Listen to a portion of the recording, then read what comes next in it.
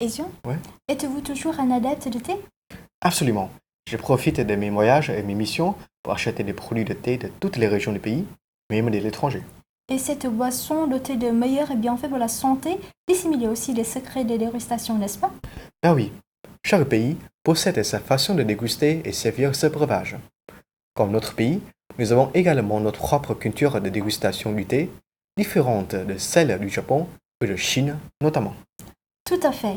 Et notamment à l'arrivée des premiers jours du nouvel an lunaire, les rencontres entre amis ou réunions familiales ne peuvent jamais manquer de thé. Allons donc à la découverte de cette boisson iconique qui est devenue avec le temps une tradition inséparable des Vietnamiens, surtout en cette période de l'année. Les premiers jours du printemps nous plongent dans une ambiance des plus festives avec autant de joie que de bonheur. Il s'agit également d'un moment exceptionnel où on se retrouve et se réunit après une année de travail acharné autour d'un repas familial ou amical. La boisson de prédilection qui ne manque jamais à l'appel lors de ces retrouvailles, c'est bien le thé. Bien plus qu'une boisson désinterrante, le thé est source d'inspiration et procure de beaux moments de convivialité, une douce tranquillité, ainsi qu'un sentiment de bien-être. Boire du thé chez les Vietnamiens est bien plus qu'une habitude. Il s'agit d'une coutume qui existe depuis longtemps et qui se transmet de génération en génération. Au premier jour du Nouvel An, il est ainsi de coutume que les familles préparent des thés spéciaux à l'issue des repas familiaux. Chaque famille, qu'elle soit aisée ou non, consacre toujours une place importante, presque solennelle, à la dégustation du thé. La plus belle porcelaine est également de sortie pour l'occasion, pour une dégustation dans les règles de l'art. En famille, les premières tasses de thé sont présentées aux personnes âgées, puis aux plus jeunes. À ce moment-là, on discute, on partage avec joie et bonne humeur, tout en humant la saveur parfumée du thé. Il existe une énorme variété de thé, comme le thé noir, le thé vert ou le thé oolong, un thé bleu fermenté, pour ne citer que. Chacun offre une saveur et des qualités particulières. Les Vietnamiens dégustent le thé de deux manières. Soit on infuse le thé à partir de feuilles fraîches, soit on utilise les feuilles séchées. La deuxième façon est plus répandue car la plupart des régions plantant les théiers se situent dans les provinces montagneuses comme Lai Châu, Hà Giang et Sơn La. Les gens choisiront un thé dont la saveur leur plaît, à la différence des Chinois ou des Japonais qui préfèrent un goût léger. Les Vietnamiens, quant à eux, penchent davantage sur le thé parfumé qui donne un goût amer fort en bouche mais qui laissera une saveur sucrée après avoir bu une gorgée. En particulier, le thé est souvent accompagné de confitures ou de biscuits afin d'adoucir le goût parfois trop sucré de certains desserts. Avec le froid des jours printaniers, savourer un thé chaud avec quelques petits morceaux de biscuits m'apporte effectivement de la tranquillité et de la détente, particulièrement après un an de stress. J'adore le parfum et la saveur unique des thés vietnamiens. La culture de dégustation du thé existe dans plusieurs autres pays asiatiques, dont la Chine et le Japon.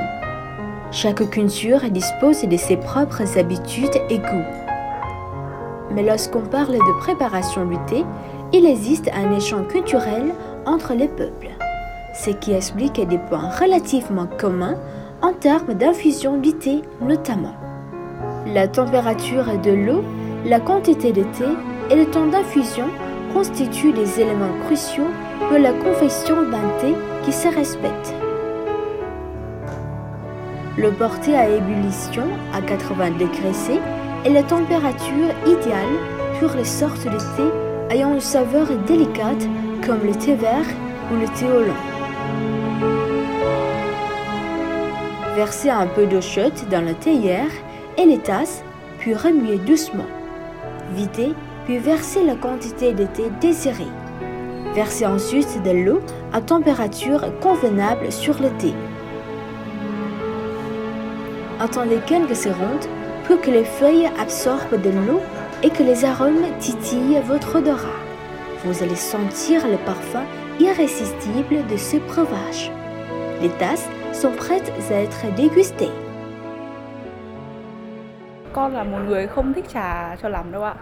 Je n'aime pas le thé traditionnel car son goût est trop amer. Je préfère le thé au lait qui sont à la mode pour les jeunes comme moi. Mais dans cette ambiance conviviale de famille, il est vrai que déguster une tasse de thé chaude m'apporte de nouvelles expériences.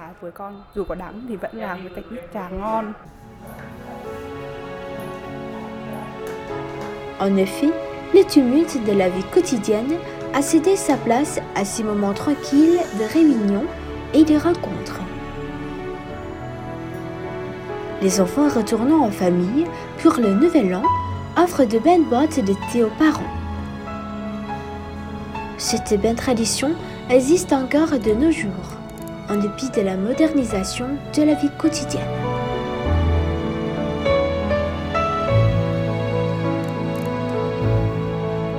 En plus des moments en famille, ces jours printaniers conviennent également aux rencontres entre amis. On accueille chez soi ses amis, ses collègues et ses proches. On partage des histoires autour de bonnes tasses de thé chaud.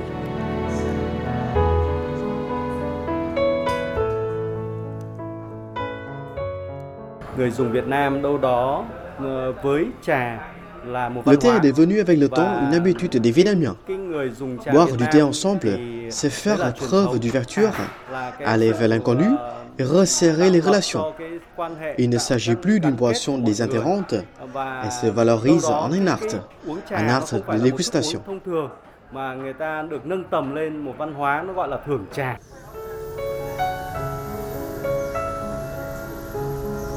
L'espace de dégustation du thé ne limite pas dans la famille, mais aussi dans les endroits plus ouverts, tels que des cafés-restaurants ou des maisons de thé. Qu'un tente de s'immerger dans la tranquillité, enveloppé par le parfum particulier du thé chaud.